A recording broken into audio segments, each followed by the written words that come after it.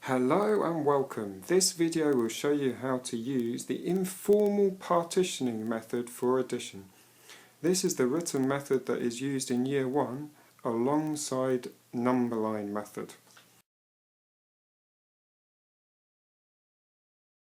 So let's imagine that I wanted to add together these two numbers, 21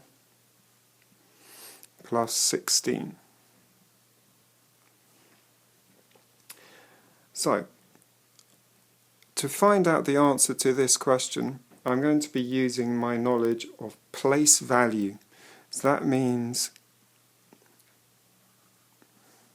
that I know that the 1 is in the ones column, so it's worth 1, but the digit 2 is in the tens column, so it's actually worth 2 tens or 20.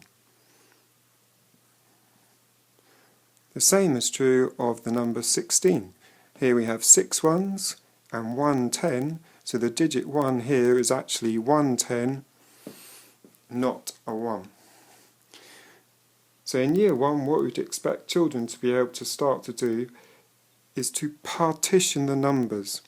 So I know here that I have 20 and 10, which gives me a total of 30.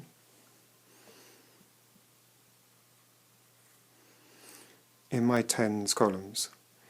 And over here I have 1 and I have 6, which gives me a total of 7 ones. So in my tens column I've got 30 or 3 tens, and in my ones column I've got 7 ones. So the number altogether is going to give me 37.